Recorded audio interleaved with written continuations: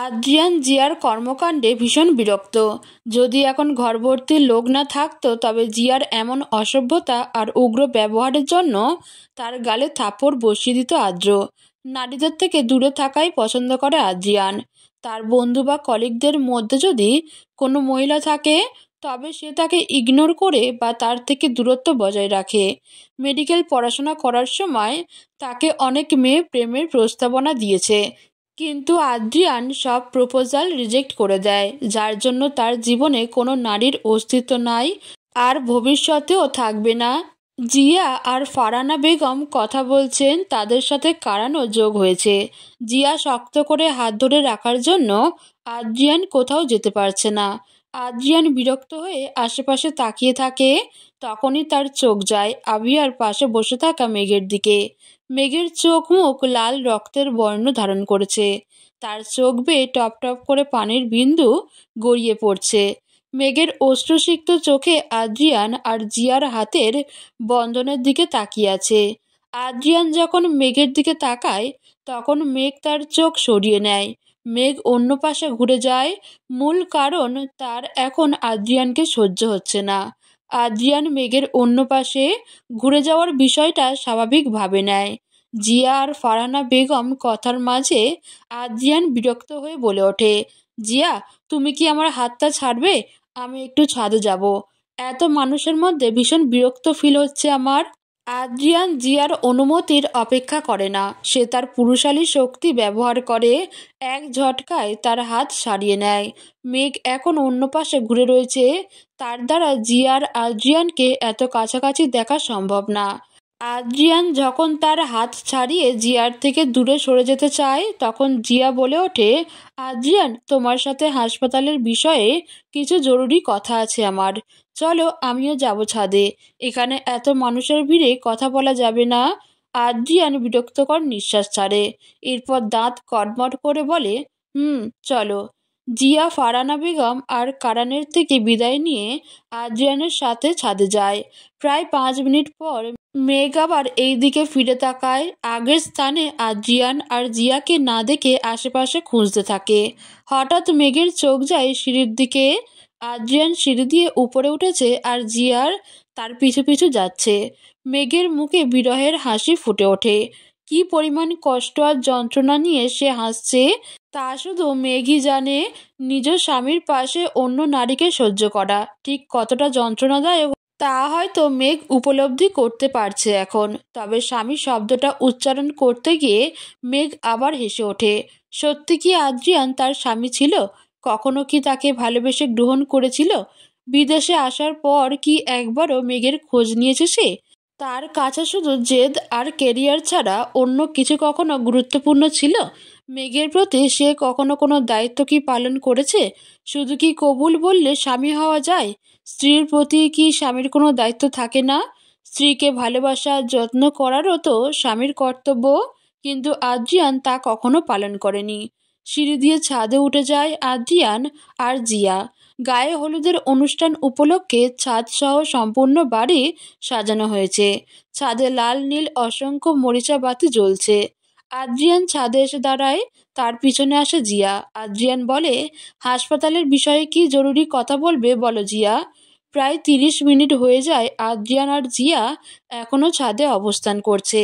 কারান আর আবিয়াকে প্রায় সকলেই গায়ে হলুদ দিয়েছে, শুধু জিয়া আর আদ্রিয়ান ছাড়া। অনুষ্ঠানের এক কোণায় মলিন মুখে দাঁড়িয়ে রয়েছে মেঘ।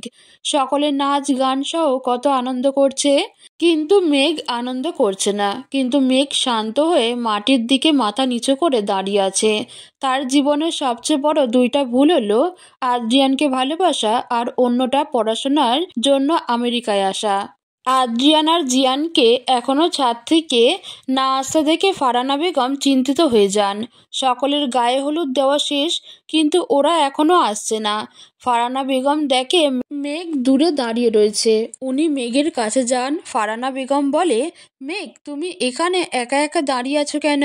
ফারহানা বেগমের কণ্ঠ শুনে মেঘ নিচ থেকে মাথা ওঠায়। এরপর জোরপূর্বক মুখে হাসি বজায় রেখে বলে, আসলে আন্টি, মাথাটা একটু ব্যথা করছিল আর এত মানুষের ভিড়ে দম বন্ধ হয়ে আসছিল, যার জন্য দূরে এসে একটু দাঁড়িয়ে আছি। ও আচ্ছা মেঘ, শুনো, তুমি একটা উপকার করবে আমার। কি উপকার আন্টি? দেখো না, আদ্রিয়ান আর জিয়া সেই কখন ছাদে গিয়েছে, কিন্তু এখনো আসছে না। সবার গায়ে হলুদ দেওয়া শেষ, শুধু ওরা ছাড়া। তুমি একটু ছাদে গিয়ে আদ্রিয়ান আর জিয়াকে ডেকে নিয়ে আসবে। ফারানা বেগমের মুখে আদ্রিয়ান আর জিয়ার কথা শুনে মেঘের মন আবার খারাপ হয়ে যায়। মেঘের এখন নিজের উপর নিজেরই ভীষণ রাগ হচ্ছে। সে কি করে আদ্রিয়ান আর জিয়াকে একসাথে দেখবে, কিন্তু ফারহানা বেগমের মুখের উপর না কি করে করবে। মেঘ বাধ্য হয়ে বলে, আন্টি যাচ্ছি। মেঘ মনে বিরক্ত আর কষ্ট নিয়ে মুখে হাসি নিয়ে সিঁড়ি দিয়ে উঠে যায় ছাদের উদ্দেশ্যে। ছাদে এখন আদ্রিয়ান আর জিয়া ছাড়া অন্য কোনো মানুষ নাই। মেঘ ছাদে উঠে পড়ে নিজেকে শক্ত করে, যাতে আদ্রিয়ান আর জিয়াকে একসাথে দেখলে তার কষ্ট না হয়। মেঘ সামনের দিকে তাকিয়ে যখন আদ্রিয়ান আর জিয়াকে ডাকতে যাবে, তখনই তার চোখ আটকে যায়। তার কণ্ঠ দিয়ে কোনো প্রকার শব্দ উচ্চারিত হয় না। মেঘের সারা শরীর অবশ হয়ে যায়। মেঘ সামনে থাকা দৃশ্যটার দিকে অপলক তাকিয়ে থাকে। জিয়া আদ্রিয়ানকে জড়িয়ে ধরে, তার সমস্ত মুখে কিস করছে। তার চোখ, নাক, গাল সব জায়গায় জিয়া তার ঠোঁটের ছোঁয়া দিয়ে যাচ্ছে। আর আদ্রিয়ান স্থির হয়ে দাঁড়িয়ে আছে, কোনো প্রতিবাদ করছে না। মেঘ তার স্বচোখে জিয়া আর আদ্রিয়ানের এমন ঘনিষ্ঠ মুহূর্ত দেখছে। মেঘ 2 পা পিছিয়ে যায়, দাঁড়িয়ে থাকার মতো শক্তি তার শরীরে অবশিষ্ট নাই। সামনে থাকা দৃশ্যটা তার মন অন্তর সব তছনছ করে ফেলেছে। মেঘ বোবা প্রাণীর মতো ঠাই হয়ে দাঁড়িয়ে রইল। তার চোখের কার্নিশ বেয়ে অশ্রুধারা প্রবাহিত হয়। জিয়া যখন আদ্রিয়ানের সারা মুখে চুমু খেলো, তখন মেঘের মনে হয়েছিল তার কলিজাটা ছিঁড়ে যাচ্ছে। তার বুকের ভেতর তীব্র যন্ত্রণা হচ্ছে। জিয়া আদ্রিয়ানের মুখে চুমু খাওয়ার পর তার ঠোঁটের দিকে অগ্রসর হয়। মেঘ আর সেখানে দাঁড়িয়ে থাকতে পারল না। শরীরে থাকা বিন্দুমাত্র শক্তি নিয়ে সে দৌড়ে ছাদ থেকে বের হয়ে গেল। রিসোর্টের বরাদ্দকৃত রুমে দৌড়ে ছুটে যায় মেঘ। তার সারা শরীর রাগে, ঘৃণায়, কষ্টে জ্বলে যাচ্ছে। মেঘ রুমের দরজা শব্দ করে বন্ধ করে দেয়। এরপর এগিয়ে যায় টেবিলের সাথে রাখা বিশাল আয়নার দিকে। আয়নার মধ্যে মেঘের প্রতিবিম্ব দেখা যাচ্ছে। মেঘ তার প্রতিবিম্বর দিকে তাকিয়ে রাগান্বিত কণ্ঠে বলে ওঠে, এই আয়নায় প্রতিবিম্বের দিকে তাকিয়ে তুই কাকে দেখছিস মেঘ? নিজেকে? না, তুই এই বেহায়া, নির্লজ্জ, ন্যাকা মেয়েকে দেখছিস, যে নিজের জীবনের 7টা বছর এমন একজনকে ভালোবেসে কাটিয়ে দিয়েছে যে তার পরিচয় অবধি জানে না। তুই কেন 7 বছর ধরে আদ্রিয়ান রেদওয়ানকে ভালোবেসে গেলি মেঘ? কে হয় আদ্রিয়ান রেদওয়ান? তোর স্বামী, যে তোকে কখনো স্ত্রীর পরিচয় দেয়নি। উনি তো বিয়েটা মানে না। স্ত্রী হিসেবে তোকে কি মানবে? তবে তুই কেন বিয়েটা মেনে 7টা বছর তার পরিচয়ে বাঁচতে গেলি? কেন মেঘ? কবুল তো শুধু তুই বলিসনি, উনিও বলেছেন। যদি আদ্রিয়ান রেদওয়ান বিয়ের নিয়ম রীতি না মানে, তবে তুই কেন সব মানতে গেলি? সব দায় কি শুধু তোর একা মেঘ? আজ ছাদে নিজে থেকে আদ্রিয়ান আর জিয়ার ঘনিষ্ঠ মুহূর্ত দেখেছিস না তুই মেঘ? তবুও তুই কান্না করছিস কেন মেঘ? কার জন্য কান্না করছিস? কেন কান্না করছিস? তোর কি একবারও ঘৃণা জন্মায় না তার প্রতি? আদ্রিয়ান রেদওয়ানকে ঘৃণা কর তুই মেঘ।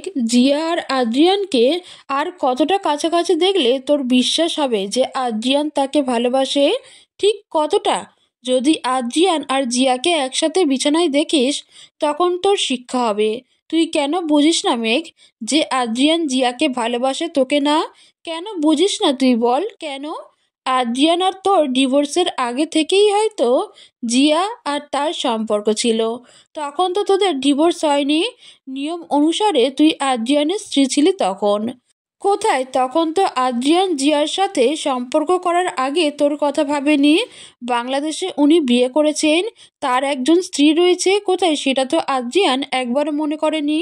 সে যদি ডিভোর্সের আগেই জিয়ার সাথে পরকীয়া করতে পারে, তার সাথে অবৈধ সম্পর্ক গড়ে তুলতে পারে, তবে তুই কেন মেঘ 7টা বছর ওনার জন্য অপেক্ষা করলি? কার জন্য প্রতিনিয়ত কষ্ট পেলি? দিনের পর দিন শুধুমাত্র একটা ছবির দিকে তাকিয়ে কাটিয়ে দিলি। তুই যখন আদ্রিয়ান রেদওয়ান ছবির দিকে তাকিয়ে সারা রাত নির্ঘুম কাটিয়ে দিয়েছিস, তখন উনি অন্য কারোর শরীরে সুখ খোঁজার চেষ্টা করেছে। তোর ভালোবাসার কোনো মূল্য নাই ওই মানুষটার কাছে। উনি শুধু জিয়াকে ভালোবাসে, তার শরীরের ছোঁয়ায় উনি সুখ ভালোবাসা খুঁজেন। মেঘ বলে কোনো নারীর অস্তিত্ব তার জীবনে নেই। তুই এই কথাটা কেন বুঝিস না মেঘ? তুই কেন এত বোকা মেঘ? যেখানে অন্য মেয়েটা পুরুষ মানুষের চেহারা দেখে, তার চাকরি টাকা পয়সা দেখে প্রেমে পড়ে, সেখানে তুই কেন এক অপরিচিত ব্যক্তিকে ভালোবাসতে গেলি? শুধুমাত্র দেয়ালে ঝুলন্ত এক ছবি দেখে তার জন্য মনের মধ্যে অনুভূতির জন্ম দিতে গেলি? মেঘ কেন? তুই ভীষণ স্বার্থপর মেঘ। তুই সারা জীবন শুধু আদ্রিয়ান রেদওয়ানকে ভালোবেসে গেলি। তার জন্য এখন তোর কেরিয়ার ধ্বংস করে সারাক্ষণ তুই তার কথা ভেবে যাচ্ছিস। কিন্তু তোর ডক্টর হওয়া তোর বাবার স্বপ্ন ছিল মেঘ। ওই মৃত ব্যক্তি যিনি কবরে শুয়ে আছেন, তার ইচ্ছা ছিল যে তুই বড় ডক্টর হবি। যে মানুষটা তার মৃত্যুর আগ অবধি তোকে আগলে রেখেছে, তার জন্য তুই কি করছিলি? যে বড় আব্বু তোকে 7টা বছর বাবার ভালোবাসা, স্নেহ, মায়া, মমতা দিয়ে নিজের মেয়ের মতো ভালোবেসেছিলেন, তার ভালোবাসার প্রতিদান স্বরূপ তুই কি দিলি? যদি আজ থেকে আদ্রিয়ান রেদওয়ানকে ঘৃণা করতে না পারিস, তবে তোর কেরিয়ার, তোর জীবন সব ধ্বংস হয়ে যাবে।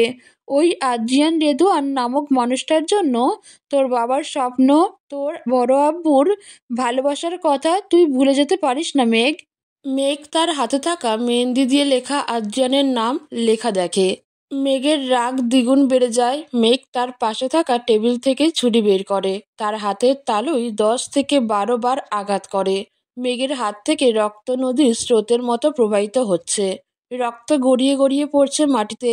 কিন্তু এইটা নিয়ে মেঘের কোনো কষ্ট নাই, বরং সে পাগলের মতো শব্দ করে হাসতে থাকে। রক্তের বিন্দু বিন্দু ফোঁটা যখন হাতের শিরা বেয়ে মেঝেতে গড়িয়ে পড়ে, তখন মেঘের সমস্ত শরীর অবশ হয়ে যায়। ছুরির আঘাতে তার হাতের চামড়া উঠে ভিতরের থকথকে মাংস বেরিয়ে পড়ে। ঠিক তখন মেঘ মাটিতে লুটিয়ে পড়ে হাউমাউ করে কাঁদতে থাকে। মেঘ চিৎকার করে বলে ওঠে, জন্মের পর তোর মা মারা গেছে, 14 বছর বয়সে বাবাও মারা গেছে। যখন বিয়ে হয় তখন তোর স্বামীও তোকে ছেড়ে চলে যায়। এত কিছুর পরও তোর কোনো শিক্ষা হয়নি মেঘ? তুই কেন বোঝার চেষ্টা করিস না যে তোর জীবনে সুখ নাই? তোকে কেউ ভালোবাসবে না, তোর কেউ যত্ন করবে না, এমন ভাগ্য তোর না। তবুও তুই কেন আদ্রিয়ানকে নিয়ে স্বপ্ন দেখতে গেলি মেঘ? কেন? কেন? সব দোষ তোর মেঘ, তোর। তুই কেন এত বোকা মেঘ? কেন? যতটা ভালোবেসে 7টা বছর আদ্রিয়ান রেদওয়ানের জন্য অপেক্ষা করেছি, এখন ঠিক ততটা ঘৃণা করব। আদ্রিয়ান নামক মানুষের অস্বস্তি জীবন থেকে মুছে দিব আমি। আদ্রিয়ান রেদওয়ান কখনো জানবে না যে মেঘকে সে ছাত্রী হিসেবে পড়িয়েছে সেই তার তালাক দেওয়া বউ। কখনো জানবে না ঘৃণা করি আদ্রিয়ান রেদওয়ানকে। আজ এই মুহূর্ত থেকে আদ্রিয়ান নামক মানুষের থেকে নিজের মনকে মুক্ত করলাম আমি। ছাদে যখন জিয়া আদ্রিয়ানের ঠোঁটের দিকে অগ্রসর হবে, তখন আদ্রিয়ান তাকে এক ঝটকায় তার থেকে দূরে সরিয়ে দেয়। জিয়া কিছু বলার আগেই তার গালে ঠাস করে থাপ্পড় বসিয়ে দেয় আদ্রিয়ান। বাম গালে দেয় 3টা থাপ্পড়, ডান গালে দেয় 4টা। প্রায় 5 মিনিটের ব্যবধানে জিয়ার গালে গুনে গুনে 7টা থাপ্পড় বসে। তাও আবার আদ্রিয়ানের শরীরের সমস্ত শক্তি ব্যবহার করে জিয়ার গালে থাপ্পড় দিয়েছিল।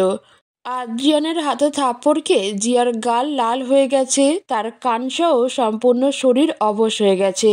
পুরুষ মানুষের দেহের সকল শক্তি দিয়ে যদি থাপ্পড় দেয়, তবে এমন অবস্থায় হওয়ার কথা। জিয়া 2 পা পিছিয়ে যায়। আদ্রিয়ান তার দিকে রাগান্বিত চোখে তাকিয়ে থাকে। আদ্রিয়ানের সারা শরীর রাগে জ্বলে যাচ্ছে। জিয়ার তাকে স্পর্শ করার কথা মনে হতেই রাগের পরিমাণ দ্বিগুণ বেড়ে যাচ্ছে। জিয়া তখন কথার মধ্যে হঠাৎ করে আদ্রিয়ানকে জড়িয়ে ধরে। আদ্রিয়ান তাকে নিজে থেকে দূরে সরিয়ে রাখার সর্বোত্তম চেষ্টা করে, জিয়াকে নিষেধ করে, কিন্তু জিয়া শুনে না। মেঘ দূরে দাঁড়িয়ে থাকায় তখন সে আদ্রিয়ানের নিষেধাজ্ঞা শুনতে পায় না। আদ্রিয়ান জিয়ার অসভ্যতম আর উগ্র আচরণ সহ্য করেছে শুধুমাত্র জিয়ার বাবার জন্য। জিয়ার বাবার নাম ইরফান খান, যিনি পেশায় একজন ডক্টর। আদ্রিয়ান বর্তমানে যে হাসপাতালে ডক্টর হিসেবে জব করে, ইরফান সাহেব ওই হাসপাতালের মালিক। আদ্রিয়ানের বিনয়ী ব্যবহার, তার ডক্টরি পেশার প্রতি সম্মান, সব দেখে ইরফান সাহেব মুগ্ধ হয়। আদ্রিয়ান যখন প্রথমবার ডক্টর হিসেবে হাসপাতালে জয়েন করেন তখন ইরফান সাহেব ছিলেন তার সিনিয়র ডক্টর। প্রায় 1.5 বছর পর আদ্রিয়ান ইরফান সাহেবের আন্ডারে কাজ করেছেন। বিভিন্ন অপারেশন, সার্জারি সহ সকল বিষয়ে ওনার দক্ষতা তাকে মুগ্ধ করেছে। আদ্রিয়ান তার ডক্টরি ক্যারিয়ার ইরফান সাহেবের অবদান ছিল অসামান্য। আদ্রিয়ান ইরফান সাহেবকে ভালোবেসে গুরুর আসনে বসিয়েছে। আদ্রিয়ান যখন ইন্টার্নিং শেষ করে ডক্টর হয়েছিল তখন তার জীবনে আসে ইরফান সাহেবের বড় মেয়ে জিয়া। জিয়া তখন ইন্টার্ন হিসেবে জয়েন করেছে হাসপাতালে এবং তার সিনিয়র ডক্টর ছিল আদ্রিয়ান। আদ্রিয়ান ডক্টর হওয়ার আগে থেকেই নারী জাতি থেকে দূরে থাকতো, তবে জিয়া তার স্যারের মেয়ে ছিল আর তার ছাত্রী, তাই সে জিয়ার সাথে মাঝে মধ্যে কথা বলতো, যদিও তা কাজ রিলেটেড বা জিয়ার পড়াশোনার বিষয়ে। শুরু থেকেই জিয়ার প্রতি তার কোনো ধরনের অনুভূতি ছিল না তার। কিন্তু হাসপাতালে ইন্টার্নশিপ করার সময় থেকে জিয়া আদ্রিয়ানকে পছন্দ করত। আদ্রিয়ানের কথাবার্তা, তার ব্যক্তিত্ব, তার ব্যবহার জিয়াকে মুগ্ধ করে। ধীরে ধীরে জিয়া আদ্রিয়ানের প্রেমে পড়ে, তাকে ভালোবেসে ফেলে। জিয়া বিভিন্ন অজুহাত দিয়ে আদ্রিয়ানের কাছে আসার চেষ্টা করত, তার ভালোবাসা প্রকাশ করতে চাইতো, কিন্তু আদ্রিয়ান সবসময় জিয়ার থেকে দূরে থাকতো, তার ভালোবাসা নামক যন্ত্রণা থেকে মুক্তি চাইতো। জিয়া যখন ইন্টার্নশিপ শেষ করে ডক্টর হয়ে হাসপাতালে জয়েন করে তখন থেকে তার অত্যাচার দ্বিগুণ বেড়ে যায়। সে হুটহাট করে আদ্রিয়ানের কেবিনে চলে আসতো, তাকে জড়িয়ে ধরতো। আদ্রিয়ান তাকে 1000 বার নিষেধ করেছে, কিন্তু সে শুনেনি। জিয়ার এমন অত্যাচারে আদ্রিয়ান বিরক্ত হতো, কিন্তু সে ইরফান সাহেবকে জিয়ার কথা জানায়নি।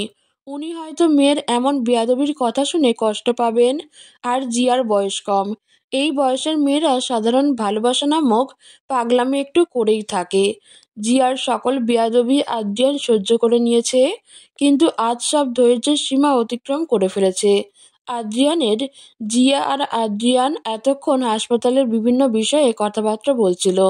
ইরফান সাহেব এখন হাসপাতালে খুব বেশি উপস্থিত থাকেন না, যার জন্য হাসপাতালের যাবতীয় কাজ জিয়া আর আদ্রিয়ানকে দেখতে হয়।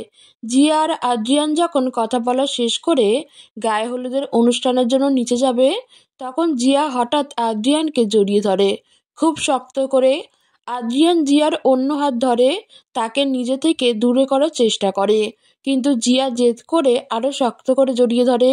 জিয়া এর আগেও আদ্রিয়ানকে বহুবার জড়িয়ে ধরেছে, তাই এইবার যখন জিয়া জড়িয়ে ধরে তখন আদ্রিয়ান তাকে নিষেধ করে, তবে ধাক্কা দিয়ে দূরে সরিয়ে দেয় না। আদ্রিয়ানকে শান্ত থাকতে দেখে জিয়া দুঃসাহসিকতার এক কাজ করে ফেলে। সে আদ্রিয়ানকে ছেড়ে দেয়, তার মুখে, কপাল, গালে খুব দ্রুত কিস করতে থাকে। ঘটনা এত দ্রুত হয়, আকস্মিক ঘটে যে আদ্রিয়ান কিছু সময়ের জন্য অবাক হয়ে যায়। জিয়া এমন কিছু করবে তা আদ্রিয়ান কল্পনা অবধি করতে পারেনি, কিন্তু যখন জিয়া তার ঠোঁটে কিস করার উদ্দেশ্যে তার কাছে এগিয়ে যায় তখনই তাকে এক ঝটকায় দূরে সরিয়ে তার গালে গুনে গুনে 7টা থাপ্পড় বসিয়ে দেয়। আদ্রিয়ানের পুরুষালী হাতের 7টা থাপ্পড় খেয়ে জিয়ার চোখ বেয়ে পানি গড়িয়ে পড়ে, তবে তার রাগ হয় ভীষণ। জিয়া বলে, আদ্রিয়ান, চিৎকার করবে জিয়া, 7টা থাপ্পড় খেয়ে কি তোমার শিক্ষা হয়নি? আরো খেতে চাও? তুমি কোন সাহসে আমার গালে 7টা থাপ্পড় দিলে আদ্রিয়ান? যে সাহসে তুমি আমাকে স্পর্শ করেছো, ওই সাহসে। আমাকে কিস করার সাহস কে দিয়েছে তোমাকে? আমেরিকায় হাক করা, কিস করা নর্মাল একটা বিষয়। তুমি আমার বন্ধু হও, তোমাকে আমি কিস করতেই পারি। এর জন্য কি তুমি আমাকে থাপ্পড় মারবে? অবশ্যই মারবো। আমেরিকায় কি সাধারণ বিষয় তা জানার কোনো আগ্রহ নেই আমার, কিন্তু আমার শরীর বিনা অনুমতিতে স্পর্শ করা আমি একদম পছন্দ করি না। তোমাকে আর আগেও আমি নিষেধ করেছি যে আমাকে টাচ করবে না, কিন্তু তুমি শুনোনি। আজ তো তুমি সব সীমানা অতিক্রম করে ফেলেছো জিয়া। ভবিষ্যতে যদি এমন সাহস দেখানোর চেষ্টা করো তবে তোমার গালে এর চেয়ে শতগুণ জোরে যদি থাপ্পড় না বসায় তবে আমার নাম আদ্রিয়ান রেদওয়ান না, মাইন্ড ইট। আদ্রিয়ান কথাটা বলে ছাদ থেকে নিচে নেমে আসে, বড় বড় পা ফেলে তার রুমে চলে যায়। জিয়া পরে কতক্ষণ ছাদে অবস্থান করেছে তা আদ্রিয়ান জানে না, আর জানার আগ্রহ তার নেই। সকাল প্রায় 9টা। আজ আবিয়া আর কারানের বিয়ের অনুষ্ঠান। তাদের জীবনের নতুন অধ্যায়ের সূচনা হবে আজ। দুইটি দেহ আর আত্মার মিলন হবে। বিয়ে নামক এক পবিত্র সম্পর্কে তারা আবদ্ধ হবে। কাল রাতে ছাদে ঘটে যাওয়া ঘটনার কথা মেঘ, আদ্রিয়ান আর জিয়া ছাড়া অন্য কেউ জানে না। বাড়ির সকলে তখন নিচের ড্রয়িং রুমে গায়ে হলুদের অনুষ্ঠানে ব্যস্ত ছিল। কাল বিকাল থেকে গুড়ি গুড়ি বৃষ্টি হচ্ছে, যার কারণে রিসর্টের খোলা মাঠে গায়ে হলুদের অনুষ্ঠান না করে ড্রয়িং রুমে ঘরোয়া পরিবেশে অনুষ্ঠানের আয়োজন করা হয়। আত্মীয় স্বজনের উপস্থিতি খুব বেশি ছিল না কাল। যারা এসেছিল তারা বেশিরভাগ কারানের পরিবারের পরিচিত লোক ছিল। আর আবিয়ার পরিবার আমেরিকায় এসেছে মাত্র 6 মাস আগে, যার জন্য এখানে তাদের খুব বেশি পরিচিত মানুষজন নেই। কাল ছাদ থেকে ফিরে এসে আদ্রিয়ান আর গায়ে হলুদের অনুষ্ঠানে যায় নাই। সারা রাত রুম থেকে বের হয়নি। ফারহানা বেগম তার রুমের দরজায় এসে অনেকবার ডাক দিয়েছিল, কিন্তু আদ্রিয়ান অসুস্থতার মিথ্যা অজুহাত দিয়ে তাকে চলে যেতে বলে। ছাদে জিয়ার এমন অভদ্রতা আর বেয়াদবির পর আদ্রিয়ানের ভীষণ রাগ হচ্ছে জিয়ার উপর। সারা রাত জেগেছিল সে। যখনই ঘুমানোর চেষ্টা করেছে তখনই জিয়ার করা নোংরা স্পর্শ, তার ঠোঁটের ছোঁয়া কথা মনে পড়েছে। আদ্রিয়ানের শরীরে রক্ত রাগে ঘৃণায় টকবক করে গরম হয়ে উঠেছে। ছাদ থেকে ফিরে আসার পর ওয়াশরুমে গিয়ে গুনে গুনে 15 বার গোসল করেছে আদ্রিয়ান। শরীরের যে স্থানে জিয়ার ঠোঁট স্পর্শ করেছে সব জায়গায় সাবান দিয়ে বহুবার পরিষ্কার করেছে। অতিরিক্ত সাবান ব্যবহার করার কারণে আদ্রিয়ানের মুখে, ঠোঁটে, বুকে রক্ত জমার মতো লাল হয়ে গেছে। তবুও আদ্রিয়ানের রাগ এক বিন্দু পরিমাণও শান্ত হয়নি। জিয়ার নাপাক ছোঁয়ার কথা মনে পড়তেই তার সমস্ত শরীরে আগুন জ্বলে ওঠে। আদ্রিয়ান ভুল করেছে কাল। জিয়ার গালে 7টা নয়, বরং এর দ্বিগুণ থাপড় দেওয়া উচিত ছিল। সূর্যের আলোর ঝলমলে রোদে ঘুম ভেঙে যায় মেঘের। কাল রাতে মেঝেতে শুয়ে ঘুমিয়ে পড়েছিল। সারা রাত হাত থেকে চুয়ে চুয়ে রক্ত পড়েছে। রক্তে মেঝে সম্পূর্ণ লাল হয়ে গেছে। মেঘ যে অজ্ঞান হয়নি এটাই তার ভাগ্য। মেঘ মেঝে থেকে ওঠার চেষ্টা করে, ব্যর্থ হয়। হাত থেকে অতিরিক্ত রক্ত পড়ার কারণে তার শরীর ঠান্ডা হয়ে গেছে, সমস্ত দেহ অবশ। মেঘ প্রায় 3বার চেষ্টার পর বিছানা ধরে একটু উঠে দাঁড়ায়। দেয়ালে ভর দিয়ে ওয়াশরুমে যায়, মুখে পানি দেয়। কাল রাতে কান্নার ফলে চোখ লাল হয়ে গেছে। এরপর রুমে ফিরে আসে, আলমারি থেকে ঔষধের বাক্স বের করে মলম লাগায়। মেঘের মুখ চোখ ভীষণ চুপসে গেছে। ব্যথার ওষুধ খেয়ে নেয়। ঘরের সব জিনিসপত্র ভেঙে চুরে গেছে, যা মেঘ ধীরে ধীরে ঠিক করে। সময় প্রায় 10টা। আদ্রিয়ান তার রুম থেকে বের হয় কারানের রুমে যাওয়ার উদ্দেশ্যে। বিয়ের অনুষ্ঠানে কারান কি পড়বে তা জানার জন্য। আদ্রিয়ান যখন দরজা খুলে বের হয় তখন মেঘও বের হয়। তাদের রুম পাশাপাশি থাকায় আদ্রিয়ান মেঘকে দেখে, তবে মেঘ তাকে দেখে না, খেয়ালও করে না। মেঘের সম্পূর্ণ মনোযোগ তার হাতে থাকা ফোনের দিকে। আদ্রিয়ান তার সামনে দিয়ে হেঁটে যায়, মেঘ তাকায় না। এইবার আর আদ্রিয়ানকে দেখে তার চোখে পানি জন্মায় না, তার পাশ চির হয়ে যায় না। সে রুমের দরজা খুলে আবার রুমে চলে যায় না। মেঘ সাধারণভাবে আদ্রিয়ানের পাশ দিয়ে হেঁটে যায়, যেন আদ্রিয়ান নয়, এইটা কোনো সাধারণ মানুষ তার কাছে। আদ্রিয়ানও মেঘের সাথে কথা বলে না, যদিও একবার মনে হয়েছিল মেঘ তাকে ইগনোর করেছে, কিন্তু মেঘের ইগনোর করাই আদ্রিয়ানের কি যায় আসে। আদ্রিয়ান মেঘের পাশ কাটিয়ে চলে যায় কারানের রুমের উদ্দেশ্যে। মেঘও তার হাতে থাকা ফোন দেখতে থাকে আর সিঁড়ি দিয়ে নিচে নেমে যায়। নিচে সকল কাজিনরা নাচের অনুশীলন করছে, বিয়ের অনুষ্ঠানে নাচ করবে বলে। তবে মেঘকে সিঁড়ি দিয়ে নিচে নামতে দেখে তারা থমকে যায়। মেহেন্দি অনুষ্ঠানের মদ খাওয়ার বিষয়টা নিয়ে সবাই অনেক অনুতপ্ত। মেঘকে দেখে তারা দূরে সরে যায়। মেঘ সকলের এমন ব্যবহার দেখে অবাক হয়ে যায়। মেঘ বলে, কি হয়েছে তোমার? আমাকে দেখে দূরে সরে গেলে কেন? নাচের অনুশীলন করবে না? মেঘ কাজিনদের কাছে এগিয়ে যায়, এরপর এই কথা বলে। মেঘকে নিজে থেকে কথা বলতে দেখে সকলে বলে, সরি মেঘ, ওই দিন রাতে তোমাকে জোর করে মদ খাওয়ানোর জন্য। সত্যিই আমরা সরি। মেঘ এখন বুঝতে পারে সকলে তার থেকে কেন দূরে চলে গেছে। মেঘ হাসি মুখে বলে, এখানে সরি বলার কি আছে? এক বন্ধু অন্য বন্ধুর সাথে মজা করতেই পারে। সত্যি মেঘ, তুমি আমাদের মাফ করে দিয়েছো। হুম, অবশ্যই। আচ্ছা, আগের ঘটনা বাদ দাও। এখন বলো, তোমরা বিয়ের অনুষ্ঠানের জন্য কি নাচের অনুশীলন করছিলে? মেঘ, তুমি কি নাচ করবে আমাদের সাথে? হুম, অবশ্যই করব। আমার প্রিয় বান্ধবীর বিয়ে বলে কথা। মেঘ আর কাজিনরা নাচের অনুশীলন করে। এরপর বিয়ের অনুষ্ঠানে তারা কি কি করবে সবকিছু পরিকল্পনা করে। মেঘের মাথায় একটা দুষ্টু বুদ্ধি আসে, যা সে সবাইকে বলে। মেঘের বুদ্ধি শুনে সকলে রাজি হয়, প্রত্যেকে মেঘের পরিকল্পনা শুনে হাসে। সকলের সাথে মেঘও খিলখিলিয়ে হেসে ওঠে। আজ কতদিন পর মেঘ হাসছে, প্রাণ খুলে আনন্দ করছে। মেঘ এখন সকল অতিথি ভুলে শুধু তার কেরিয়ার আর খুশির উপর মনোযোগ দিবে।